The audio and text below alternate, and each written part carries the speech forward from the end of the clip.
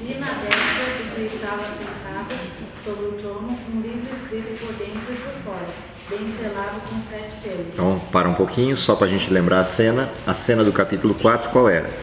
João é chamado para dentro do templo de Deus. Lá dentro do templo de Deus, ele vai até a sala do trono de Deus, e dentro da sala do trono de Deus ele começa a ver determinadas cenas. Quais são as cenas que ele vê no capítulo 4? Um sujeito, um ancião assentado no trono, e tem toda a descrição dele. Depois ele vê 24 anciãos ao redor desse trono. Ele vê também 4 seres viventes descritos aqui com as mesmas características que a gente viu lá atrás em Ezequiel e em Isaías, os anjos serafins, com 6 asas, com as quais cobriam os pés, o rosto, e as outras 2 voavam, e clamando: Santo, Santo, Santo é o Senhor nosso Deus. Então todas essas cenas do trono de Deus são apresentadas no capítulo 4.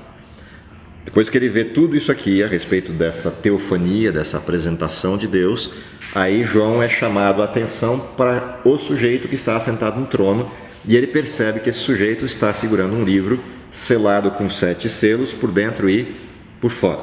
Aí vem a história. Vamos lá.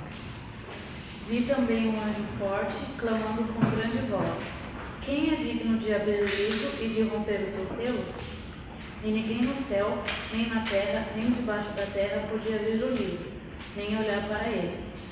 E eu chorava muito, porque não fora achado ninguém digno de abrir o livro, nem de olhar para ele. Então dá uma parada aqui. Como a gente ainda não sabe o teor do livro, a gente só sabe de uma coisa até essa parte do texto: que o que estava no livro, o conteúdo do livro, era importante o suficiente para que João entrasse em pânico por ninguém conseguir tomar o livro e abri-lo. Então, o não abrir o livro implicava em alguma coisa muito grave para João. Por isso ele chora, ele se desespera de que ninguém é achado digno. A gente só vai entender isso de forma clara quando a gente entrar para o conteúdo desse livro. Mas, de qualquer forma, chamar a atenção para isso é uma parte importante desse capítulo 5. Ele já devia saber, porque se ele chorou... Sim, ele entendeu o significado do livro e o significado da cena.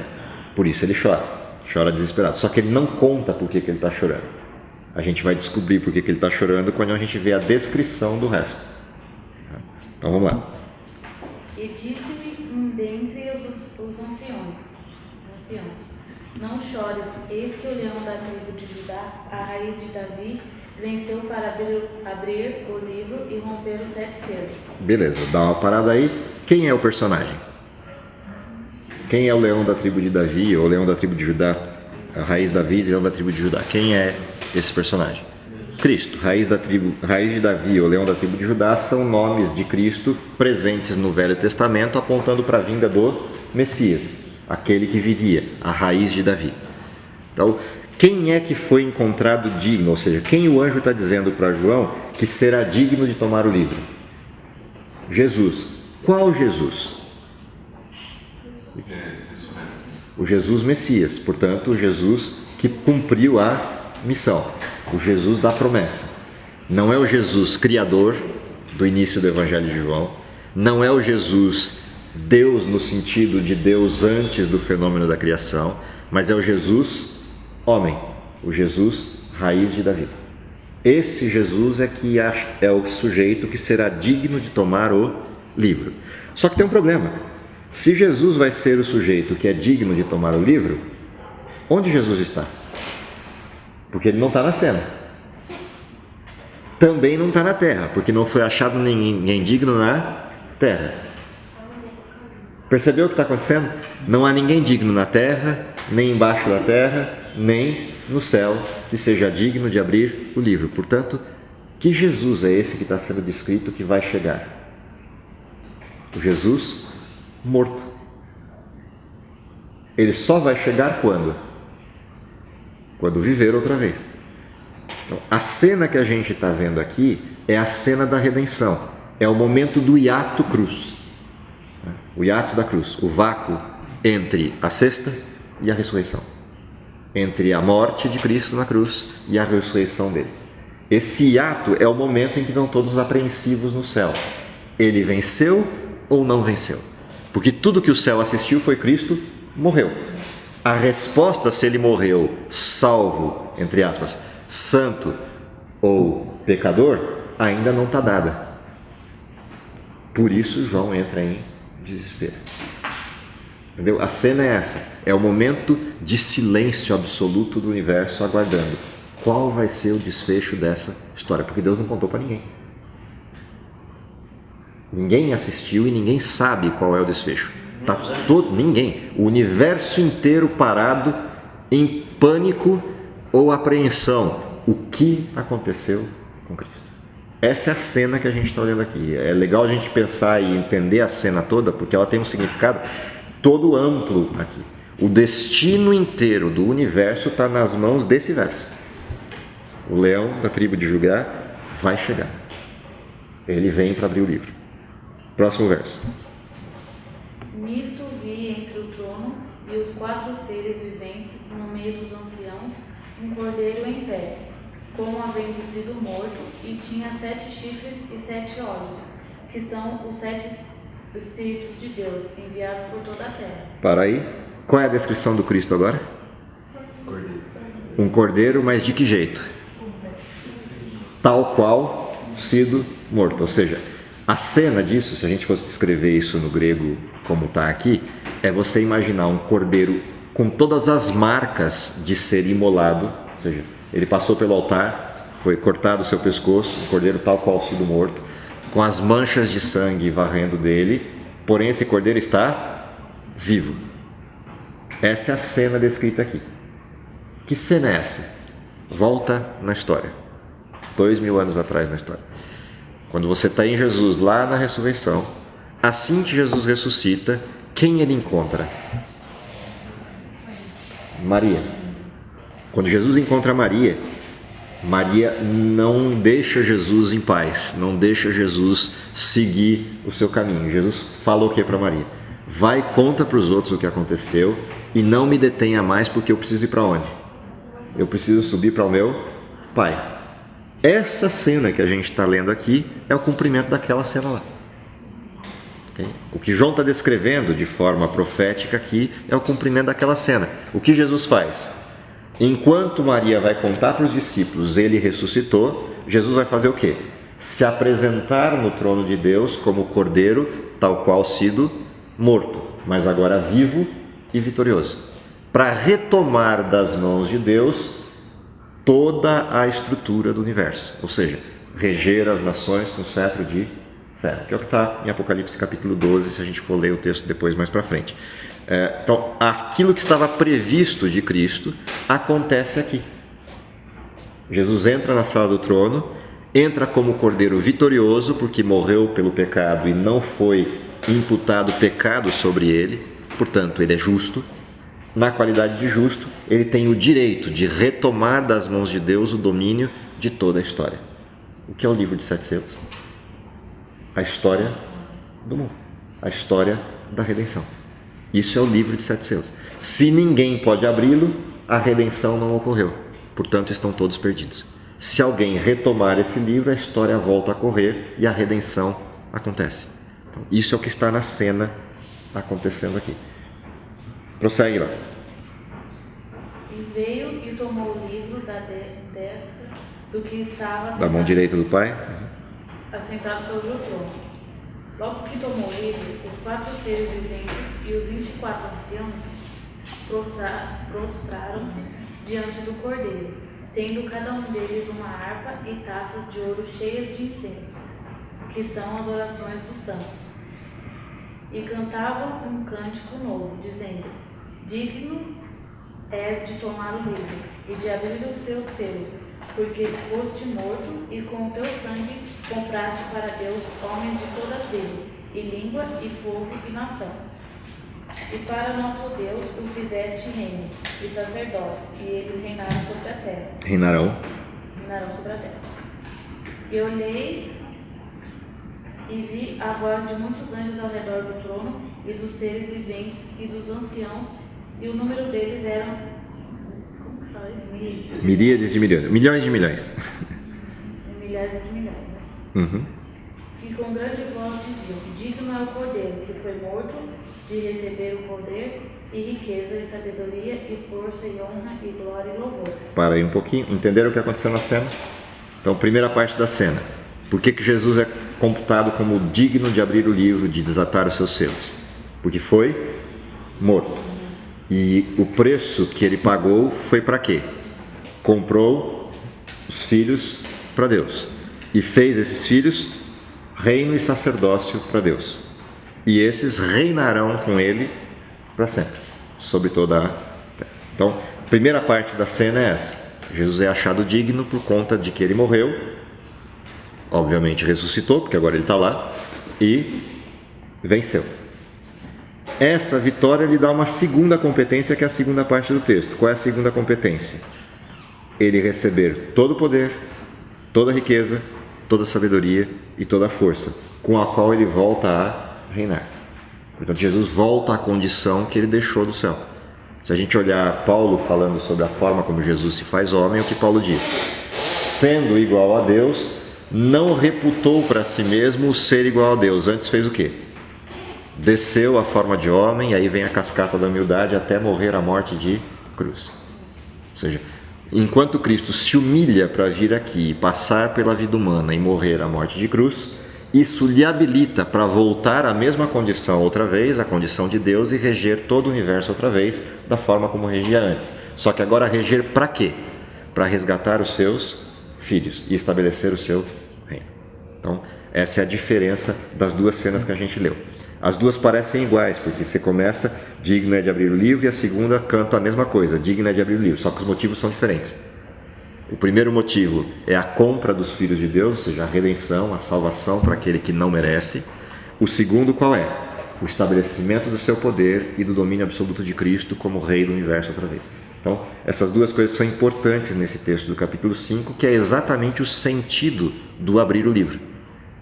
Para ter alguém cuidando dessa história outra vez. Cristo, o Filho varão, que regerá as nações com cetro de ferro.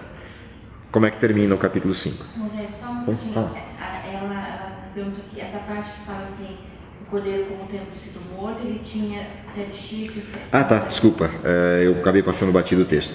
Isso está lá no início de Apocalipse, nas descrições a respeito do Cristo, tem diversas apresentações, são apresentações do Velho Testamento essas, são símbolos de descrição do Velho Testamento. As apresentações de Jesus que o livro de Apocalipse faz mostram diferentes pedaços da missão de Jesus e das competências que Jesus tem para exercer a sua missão. Então, uma das competências que Jesus tem é a onipotência, a onisciência e a onipresença.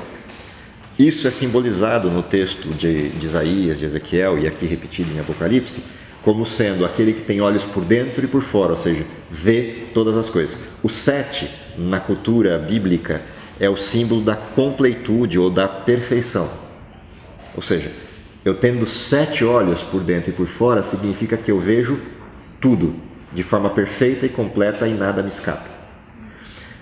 Aqui também é abordado um símbolo de que esses 7 olhos são também os 7 Espíritos de Deus que partem para a terra. Isso vai aparecer um pouquinho mais para frente nos selos. Cada selo tem um anjo que é enviado por Cristo com uma mensagem a ser executada na terra. Então também Jesus é aquele que rege a história. E ele tem os seus servos para isso, os seus anjos. Então esses 7 espíritos também aparecem como referência daqueles que são os anjos ministradores de Cristo, descritos também no Velho Testamento e no Novo.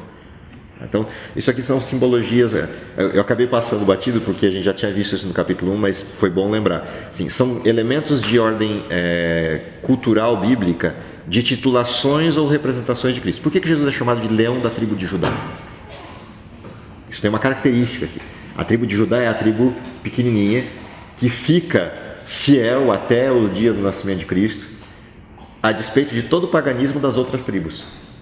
Porque o leão da tribo de Judá aparece, é aquele que defenderá o seu povo.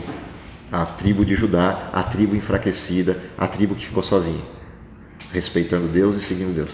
Então, todas essas simbologias têm uma ligação com a história do povo hebreu que vem correndo no Velho Testamento. Então, de novo, é porque que é importante o Velho Testamento, senão você não consegue descobrir o que significam as coisas aqui, porque elas já foram usadas lá, você só traz para cá. E só para pegar um exemplo dessas coisas. Eu não entendi a pergunta, a primeira parte. Logo depois que fala aí. Não, eu não entendi a pergunta. A segunda parte eu entendi, eu só não entendi qual a pergunta. O que são? Ok. Os Os 4 seres viventes, que estão no capítulo 4, eles aparecem lá no Velho Testamento como anjos serafins.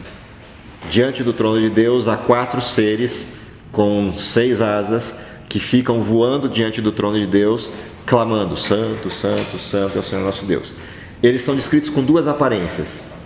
Uma hora eles são descritos como anjos serafins, outra hora eles são descritos com as características de Jesus dentro da missão de Jesus, porque eles são os anjos ministradores de Cristo. Então, quando você pega essas características de Cristo, então no capítulo 4, ele vai aparecer como leão, como novilho, são as características do Cristo morto lá atrás. Não é Cristo. Oi? Não, não é Cristo, é a missão. Eles executam a missão do Cristo, ou seja, são os anjos ministradores do Cristo, que já tinham sido abordados no Velho Testamento e aqui são trazidos com a característica de a missão de quem ele executa. Ou seja, eles assumem a missão do sujeito que os mandou e aparecem lá como o sujeito que os mandou.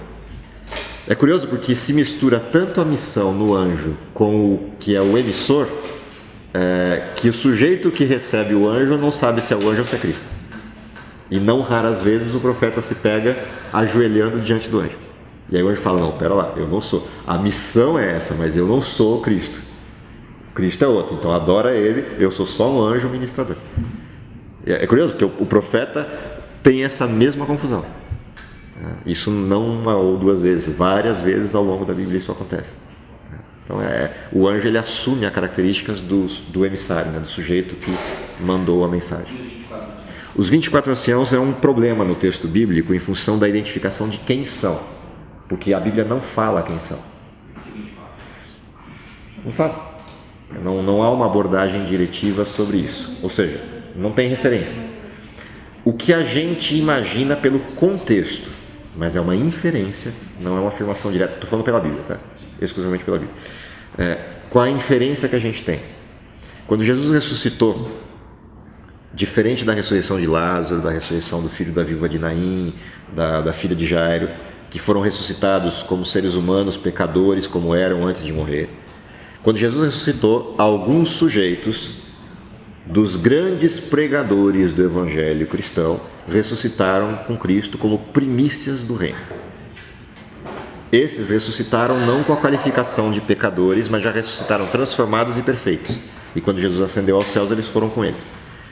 Por uma questão contextual, se imagina, pelo contexto, que esses 24 anciãos sejam as primícias, os sujeitos que ressuscitaram junto com Cristo e assumem o processo de tribunal prévio, porque são seres humanos, portanto são pares, e que estão com Cristo nesse processo da identificação dos salvos. Onde que está que eles ressuscitaram com a nova natureza?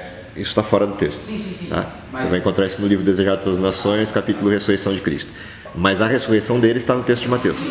Tá? E a ascensão deles como primícias aparece relatada em Atos. Tá? A afirmação explícita de que eles já ressuscitaram com a nova natureza está no livro Desejado das Nações. Mas eu não precisaria dela quando eu olho a ascensão de Cristo. Então eu morro do mesmo jeito na praia porque ninguém vai para o céu se não for transformado. Então, de qualquer forma, uma inferência direta eu teria ali. De qualquer forma, sim, essa é uma impressão. Ela não é certeza. Por quê? Esses 24 anciãos também podem ser representantes de todos os lugares do universo. Não há citação direta sobre isso. Há indiretas, mas não diretas. Assim, resguarda o processo. Eu tenho, para mim em particular, que são parte das primícias, mas pode não ser. Pode ser representantes dos outros mundos criados, como atestando que os que Jesus está selecionando como salvos são legítimos. Exclusivamente legitimidade do processo do juízo prévio ao advento. Essa é a função. Então, até aí eu posso ir com segurança. Quem são é uma inferência. Então, basicamente é isso. Mas só uma outra questão. A parte que fala das taças de ouro cheias de incenso, que são as orações dos santos. Isso não pode ser interpretado que posso orar pelos mortos? Se eu tirar do contexto, sim. Se eu devolver o texto ao contexto, não. Por que eu estou falando devolver ao contexto? Porque eu tenho mais 2 textos que vão falar desse mesmo texto aqui. Tá? Em Apocalipse capítulo 11 e 12 a gente vai ter de novo abordagem, mais para frente outra abordagem. Aí 17 vai falar disso de novo. Então, aliás, o próprio capítulo 6 e 7 vai falar disso nos selos. Quando eu olho para essa oração dos santos, é o clamor pela vingança do Cristo. Eles clamam para que a história termine e eles possam ver e assistir à vingança sobre aqueles que lhes fizeram morrer. Ok? Então, o que acontece? Lembra quando Caim matou Abel? Qual é a frase de Deus para Caim? O sangue de Abel clama, lembra? Personificação daquilo que é imaterial. O sangue de Abel clama pela vingança ou pela morte dele que foi injusta. Os santos que morreram mártires ao longo de toda a história, ou que morreram aguardando a esperança da vida eterna em Deus, também clama. Clama por quê? Por vingança contra o pecado. Então, o que está nesse cálice? O que é essas orações? Elas aparecem recorrentemente no livro de Apocalipse, da mesma forma, sempre com a mesma abordagem. Até quando a gente fica aqui sem que a vingança não ocorra? Até quando a gente vai ficar esperando sem que o Senhor se manifeste em vitória? E aí, espera mais um pouquinho, não chegou a medida daqueles que ainda devem ser salvos. Espera mais um pouquinho, ainda a justiça tem que se fazer. Então, cada vez que esse sangue clama, vem uma resposta dessa natureza. Espera mais um pouco, está quase lá. Então, se eu devolver ao contexto, então não cabe a interpretação de almas clamando. Mas fora do contexto, ela poderia dar essa interpretação facinho. Ela até chama a atenção para isso mesmo. É o que aconteceu com os macabeus, né? Os macabeus mandaram ofertas e orações para o templo de Jerusalém pelos mortos na guerra dos macabeus, que não praticavam a cultura judaica, mas ajudaram a lutar contra os seleucidas que tentavam que invadiram Jerusalém. E aí eles mandam orações para lá para ver se de alguma maneira Deus pode salvá-los depois de mortos. Cultura pagã instalada no mundo israelita. Então, isso realmente dá margem, se eu quisesse tirar o texto do contexto. Pois é. Só voltando um pouco aí, nesse período, nesse tempo que Jesus morreu e estava esperando a ressurreição, tinha uma estratégia de Satanás para, sei lá, de repente ganhar o mundo nesse Não. sentido? A única estratégia que Satanás podia fazer nesse sentido foi a que ele fez. Parou na frente do túmulo com todos os seus anjos e falou: daqui ninguém tira ele. Aí Deus caprichosamente manda só um anjo. Em vez de mandar o exército inteiro, manda um. Esse único anjo derruba todos os anjos de Satanás, todos os soldados, o próprio Satanás, e chama Cristo. Sei que ele tinha um plano. Sem plano de contingência, exceto aquilo que fisicamente ele dá conta de fazer. Esse período que ele estava morto, não tinha sido o que você falou, né? Que ainda ele chorava porque não tinha ninguém. Sim. Essa é uma descrição apocalíptica, não é uma descrição histórica, tá? Isso já tinha acontecido e estava sendo passado para João. Que Sim, João está revivendo a cena. Ele volta e incorpora a cena no momento em que ela está ocorrendo. E todo esse cenário no céu e na terra, tudo já tinha acontecido. Sim, aqui eu estou no ano 70. Então isso aqui praticamente assim, é mais uma contando a história, não é nem profético. Sim. Está contando a história. Sim. Na verdade, ele é profético sob que ponto de vista? Sob o ponto de vista da significância do texto. Tudo que João está descrevendo tinha sido profetizado e ele está descrevendo isso a partir do cumprimento. Porque o livro é revelação de quem? De Jesus Cristo. Isso é Apocalipse. A palavra Apocalipse, revelação. Então, o livro é a revelação do Cristo. Em que época? Todas as épocas. O Cristo Criador, o Cristo Deus, o Cristo Homem, o Cristo Missão. E é o cumprimento. Exatamente. Ele está caracterizando o cumprimento de todas as profecias bíblicas na figura do Cristo. Diferente de Daniel, que caracteriza as profecias bíblicas na figura da história, João caracteriza as mesmas profecias e os mesmos tempos, e os tempos que Daniel não descreveu, na figura da pessoa de Cristo. Ele focaliza as profecias à luz de quem está dirigindo esse processo, para revelar o que Cristo quer. É uma outra forma de fazer. Oi? Até porque o Cristo já tinha vindo. Sim.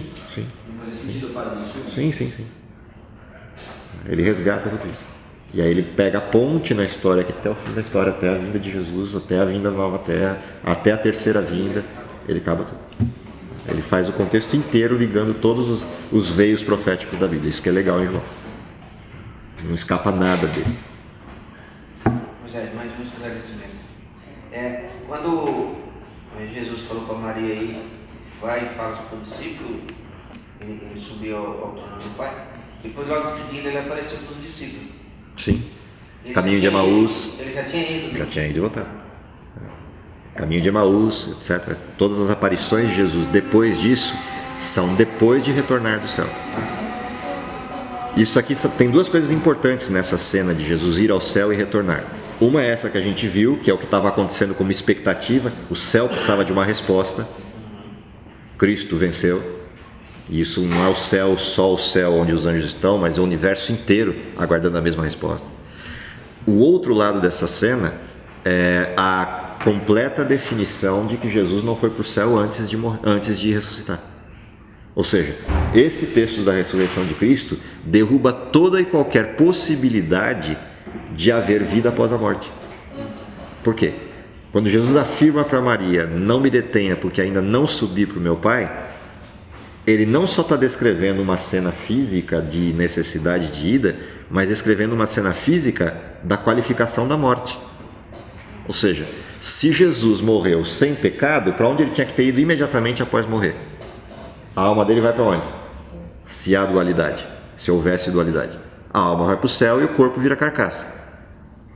Quando Jesus ressuscita e diz, eu ainda não subi para o meu Pai, ele não só descreve uma cena física, mas ratifica tudo que a Bíblia tinha dito a respeito da morte. Ou seja, morte de fato é o fim. Na morte não há conhecimento, não há vida, não há nada.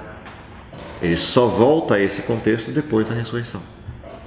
Então essa qualificação é muito importante de ser observada e normalmente ela é passada batida, as pessoas não observam isso.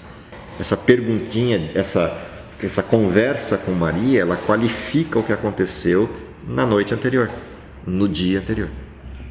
Jesus de fato morreu mesmo. Se ele fosse pecador, tinha que ter ido para onde? Para o inferno. Se fosse santo, tinha que ter ido para onde? Para o céu. Não foi nem para um lugar nem para o outro. Ele só morreu. Entre aspas, só, tá? Só como qualificativo. Posso perguntar uma coisa fora do contexto agora? Sim, o texto acabou. A pessoa que morre hoje, o corpo dela tá enterrado, né? Tal, e a alma dela? Não tem alma na Bíblia. Na Bíblia não existe alma. Esse é um conceito O espírito. também não existe na Bíblia. Isso é um conceito grego, não bíblico. Quem acreditava que o ser humano era dividido em duas partes eram os gregos, não os cristãos. Essa cultura de dualidade, corpo e alma, ou trialidade, corpo, alma e espírito, foi trazida para dentro do cristianismo lá pelo 4º ou 5º século da era cristã, na primeira versão, que é com Agostinho, e depois na segunda versão, lá mais para frente na história, com Tomás de Aquino, quando eles sistematizam a teologia cristã. Ambos eram alunos da escola grega e trouxeram da cultura grega para o cristianismo essa noção de que houvessem duas partes. Na Bíblia não tem. A Bíblia descreve o ser humano como uma entidade íntegra, só tem uma estrutura. Quando o ser humano morre, morreu tudo, não tem duas partes, três partes na estrutura humana. Mas a gente é formado de carne e espírito, não é? Não, a gente é formado de vida, só. Na Bíblia é só isso. Gênesis capítulo 2, abre lá. Versos 6, 7, 8 deve ser.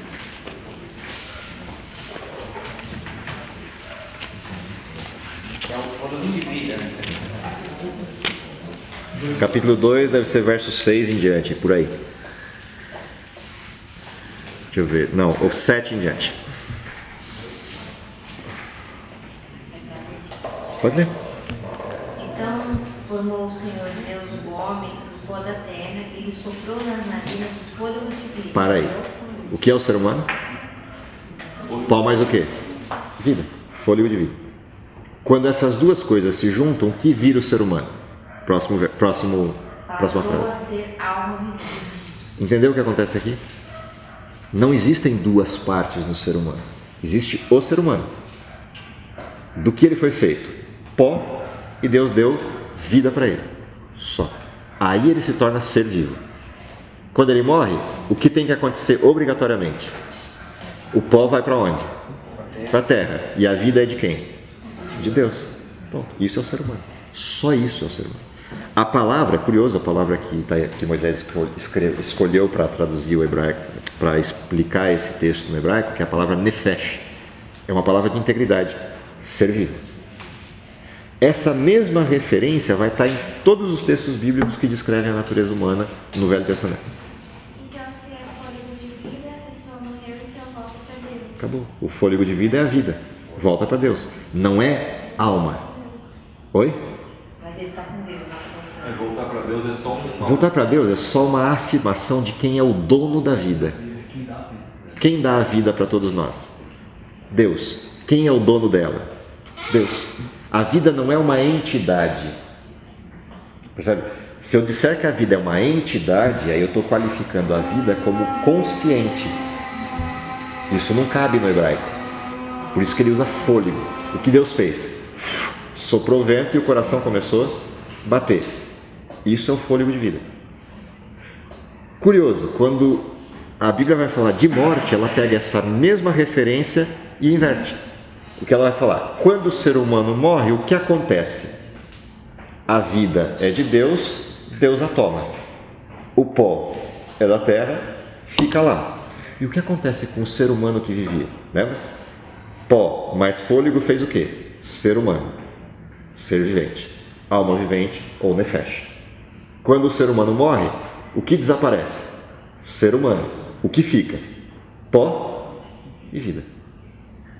Aí beleza, essa vida é consciente? Eclesiastes, vamos lá.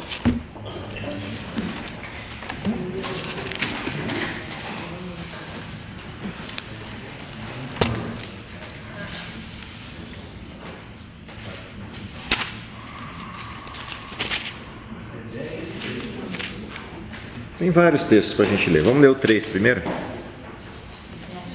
Eclesiastes capítulo 3. Deixa eu ver de onde é legal pegar aqui.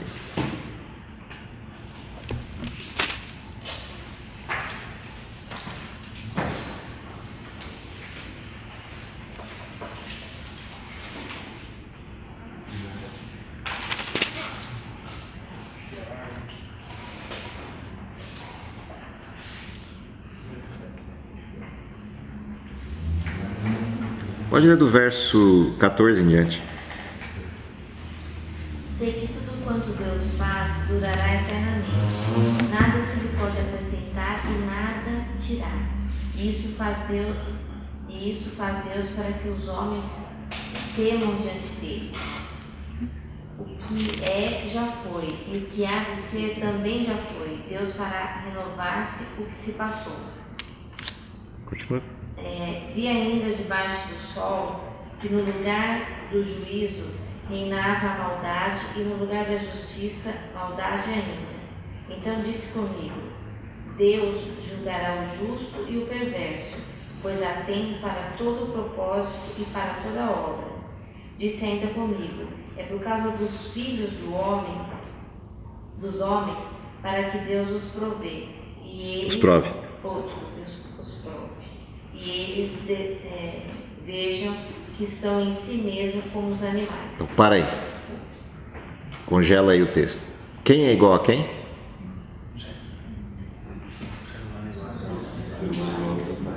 O ser humano é igual a qualquer outro animal.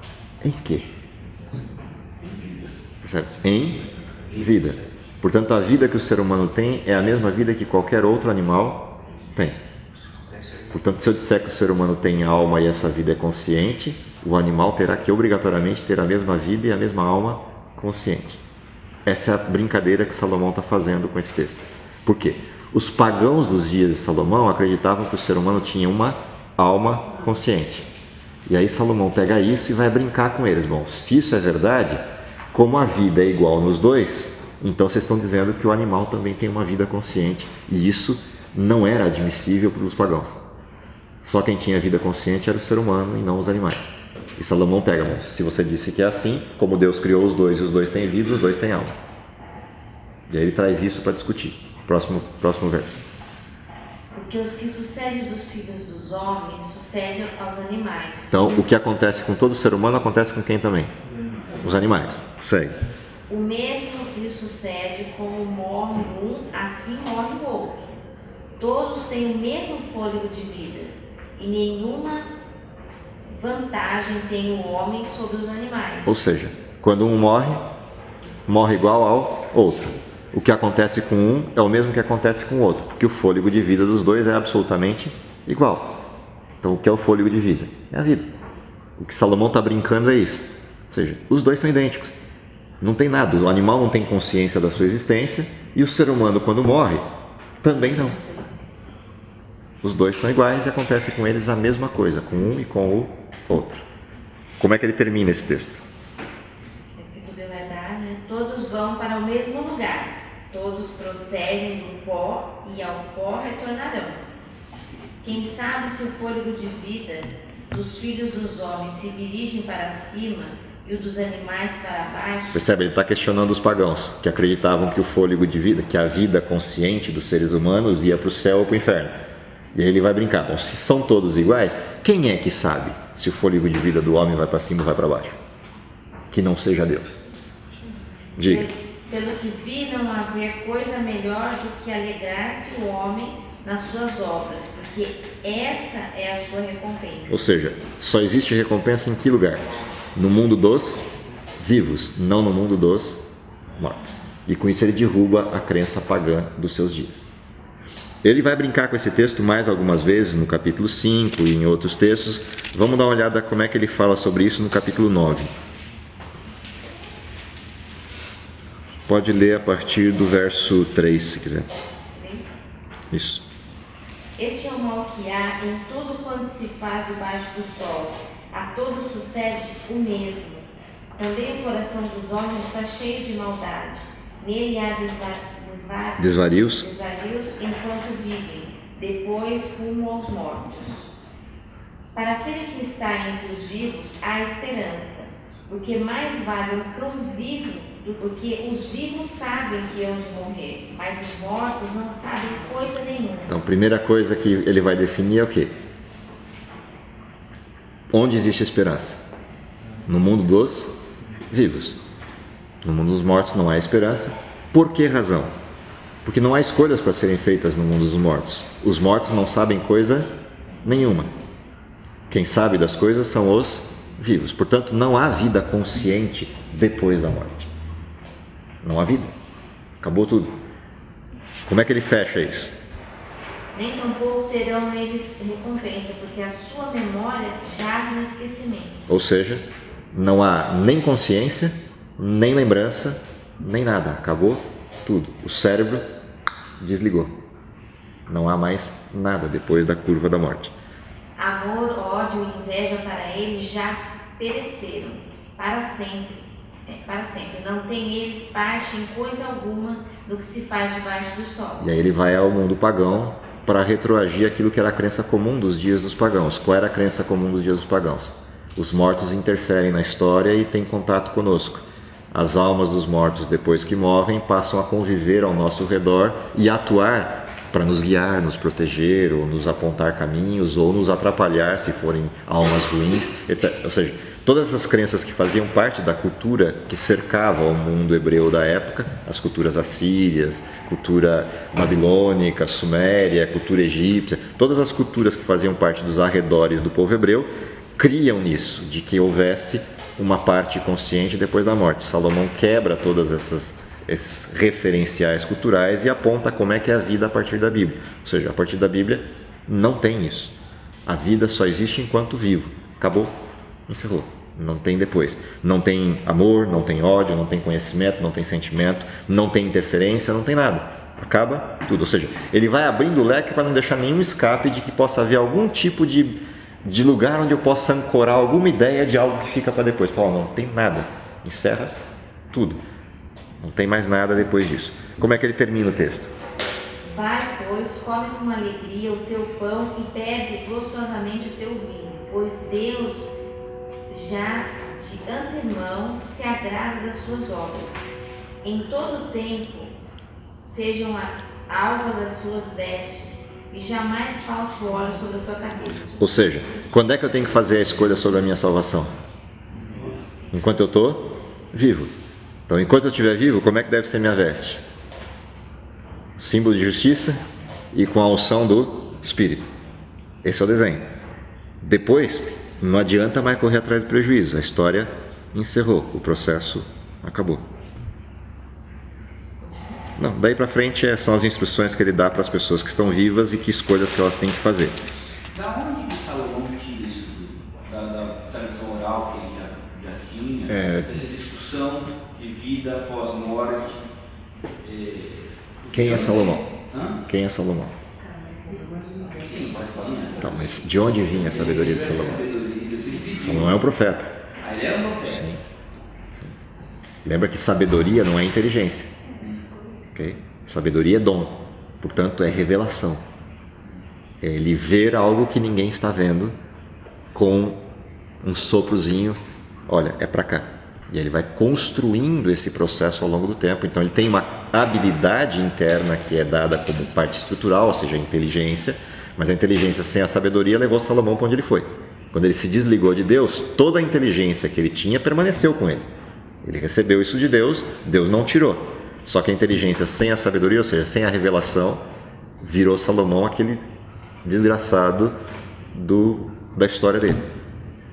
Aqui no livro de Eclesiastes, ele volta para Deus, olha para toda a sua história de inteligência sem Deus e agora começa a reverter, passo por passo, todo. Lembra que quem trouxe todo o paganismo para Israel, quem foi? Quem implantou altares em todos os bosques de Israel? Salomão. Quem colocou ao redor do templo de Israel um monte de templos pagãos e estátuas pagãs para fazer, inclusive, sacrifícios humanos ao redor do templo de Israel? Salomão. Agora ele olha para tudo isso que ele fez e começa a descrever. Isso não tem sentido. Tudo isso que eu trouxe para cá é balela. Na história real não tem nada do outro lado. Tudo que se decide do lado de cá. Por isso que ele fala, tudo é vaidade. Qualquer expectativa de decisões, escolhas, vida depois da morte é vã. Tudo que existe está aqui, não lá. E eu posso dizer isso de cátedra porque eu estive lá. Entendeu de onde ele tira?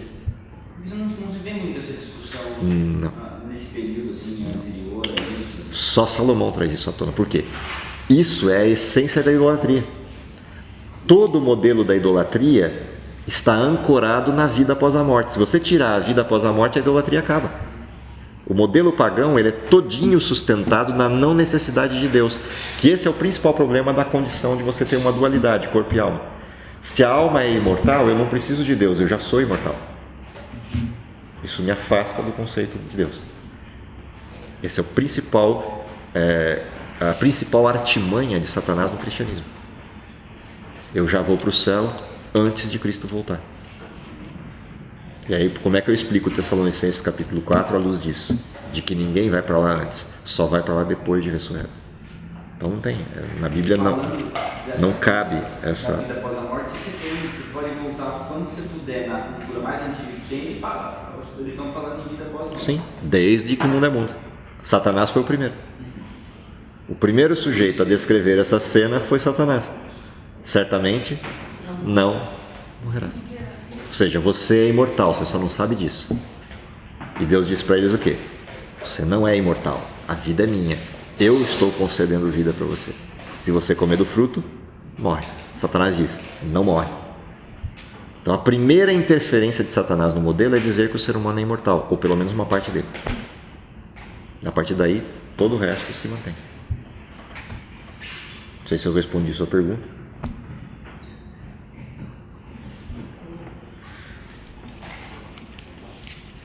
Isso que ele já sabia, né? Oi? Isso porque Satanás... Sim, ele sim. que criou tudo isso já sabia. Tudo que ele faz é consciente, é planejado, né?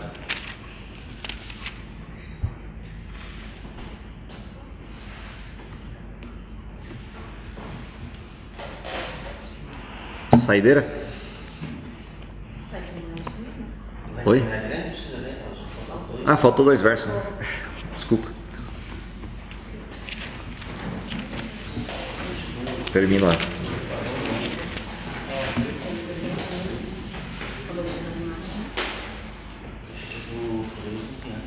Paramos no verso 12 e 13.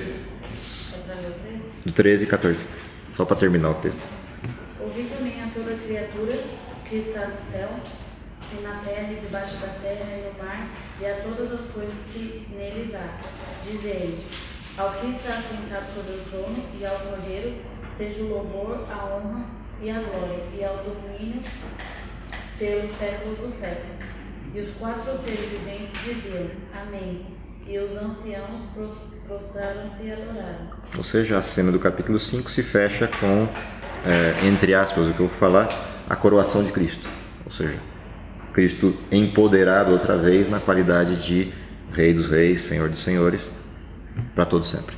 Então, fecha o bloco do capítulo 5 com essa cena. A partir do capítulo 6, o que a gente vai ver é o que era o conteúdo do livro. Ou seja, ele vai desatando os selos e a gente vai descobrir o que é cada selo e o que acontece a partir de cada uma dessas referências de recorte aí dos 7 selos.